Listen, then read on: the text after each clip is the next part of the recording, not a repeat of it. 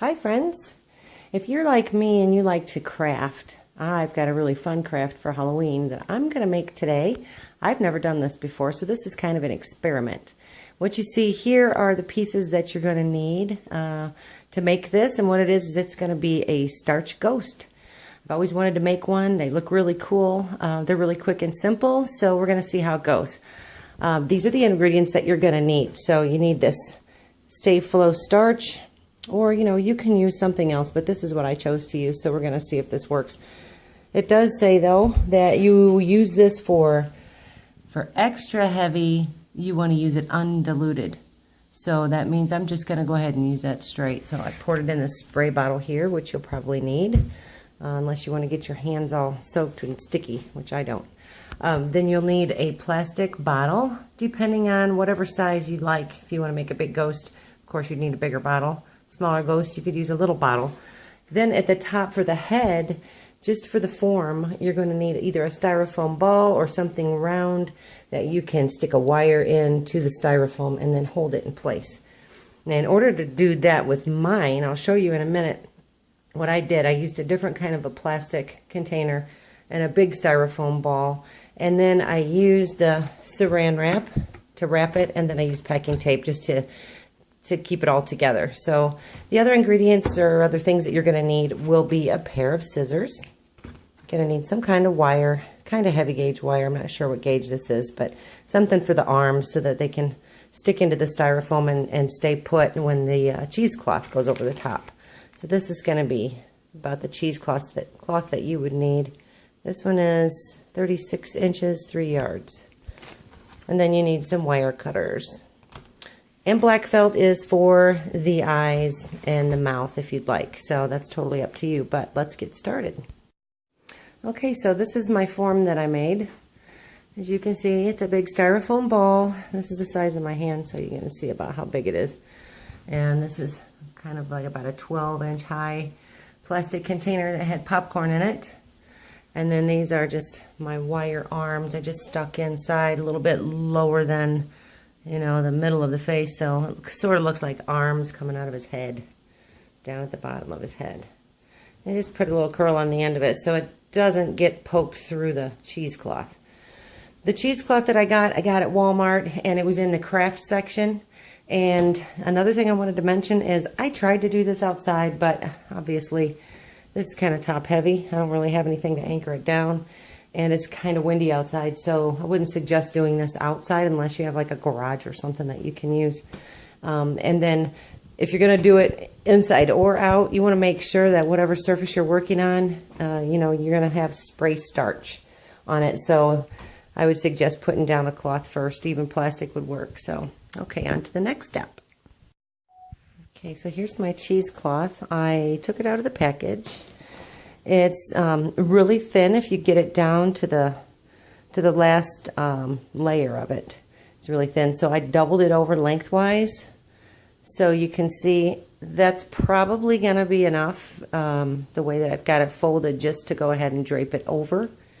Now what you want to do is, when you drape it, you want to drape the short side across the face, if you know what I mean. So you want the long side hanging over the arms. So I'm going to drape it and then I'll come right back. Okay, so I just laid it over the top. I haven't moved it where I want it yet. So this is kind of how it falls. Just so that you can see, you kind of want it to be draped onto the table a little bit if you can. So you'll have to work it around, the best you can, just to get it to where you want it. So there's no right or wrong way to do this, obviously. So I will come back when I've got it where I want it, and I'll show you how it's going to look. All right, so I've got it arranged the way that I kind of think it should fall. So you can see how the bottom edges are kind of laying on the actual table. You want that because this is going to stand up by itself after you get all that spray starch on it. So next thing that you do is you soak it and you spray it. You just keep spraying it until you've got it pretty well drenched. So I'll be back. So I'm about halfway through the process of soaking the ghost. But one thing I wanted to show you, which is really kind of cool, is that as you spray, obviously, it's going to make the fabric wet, so the fabric's going to drape even more, which gives it a really cool effect. And then you can also move it a little bit more where you want to put it. So this is really going to be fun. I can't wait to see how this turns out. So, I'll be back. Alright, so I'm back, and he is drenched. I've got everything where I want it, and I kind of try to smooth out his head a little bit, you know, to make it nice and smooth.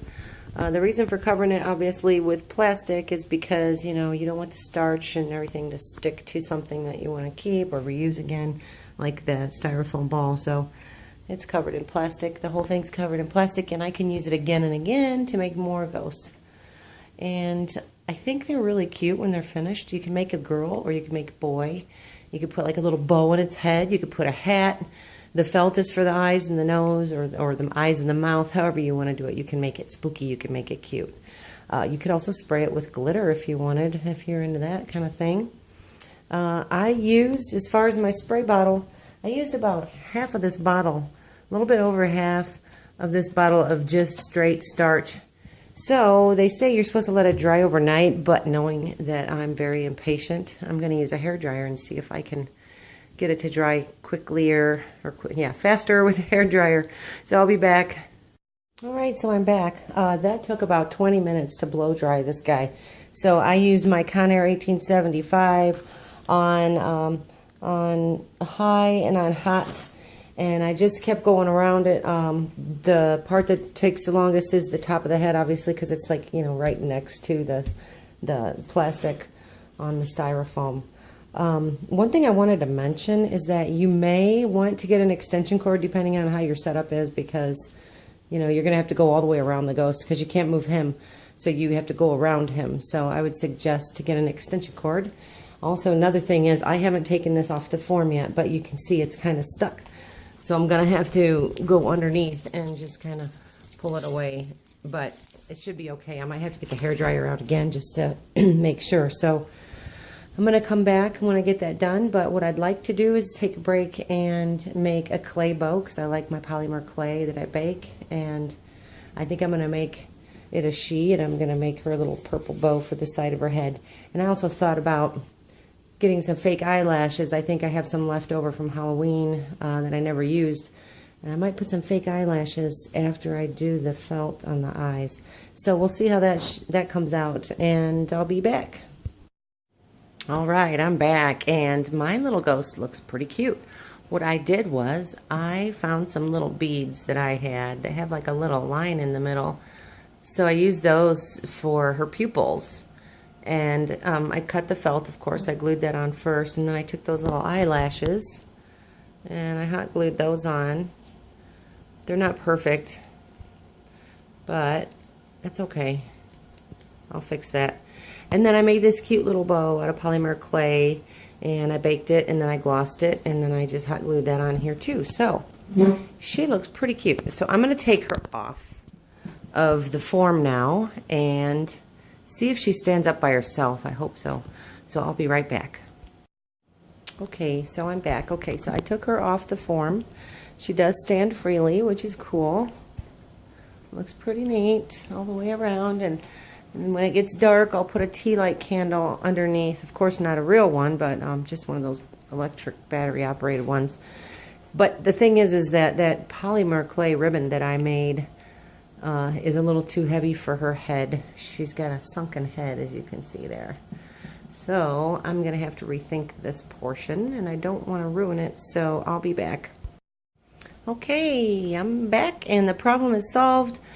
I just pulled that off of there, and I found another colored ribbon that's pretty close to the same color. So I just put that on there, and that worked out really good. So I wouldn't suggest putting anything heavy. But that turned out really cute. So when it gets dark later tonight, I'm going to put a couple tea lights underneath and then just do a quick shot and show it to you and see what it looks like. Alright, so I'll show you that later on. I'll be back. Okay, so I decided to make another ghost, and this one is going to be the male ghost. So I went ahead and used the same form, but I pulled out the wire arms, and I thought I would just have him have his arms down to the sides. So he's going to have a different look, but he'll be next to the little girl ghost who is sitting over here all by herself, waiting for her man. So when I get him finished and him dry and put his eyes and his mouth on him, then I will take a picture of them both together tonight when it gets dark with the candles underneath. So I'll return later. Okay, folks, so this is my male ghost. He turned out really good too. Really pleased. I haven't taken him off the form yet, but he looks really, really cool. So what I did was, with his eyes, I did the felt, but then, see if you can see, I took a plastic bead and then I put another bead, a glass bead on top of it, just for, you know, some kind of extra media there. So I'm going to take him off the form now, and then I'm going to put them both together and put a light under him because it's starting to get dark. One more thing I wanted to mention is, if you do blow dry, instead of letting it air dry, it takes about 20 minutes to blow dry completely through the wrinkled up pieces that are, you know, matted together. So, but yeah, he's pretty stiff there. So I'll be back in a few. Okay, so check it out. We are finished with my ghost project. I think it turned out really cool. So those candles are actually, I bought them in a 3-pack, and they're pretty good size candles, and they have a little remote control with them. You can change the colors, or you can do the multicolor transition like they're doing right now, which I love. And I got those at the dollar store, believe it or not, Dollar General, last year. So I don't know if they still have them, but I'm sure you can find them online. So if you liked this instructional video, I tried to keep it short by going through segments and turning it off and turning it back on. So that way I'm not sitting here wasting all of your time, just giving you the instruction, everything you need to know to be able to make this project. So if you like it, it's my first video. I really enjoy doing craft projects. Everything that I find that I really like, I want to start doing videos, just short instructional videos, so that, you know, I can help other people, because I get a lot of my tips from Pinterest and, you know, trolling YouTube and looking for different videos out there for, you know, just different ideas. So if you like this, let me know. I'm going to put it out on YouTube and you can comment. Thank you. Happy Halloween and happy crafting.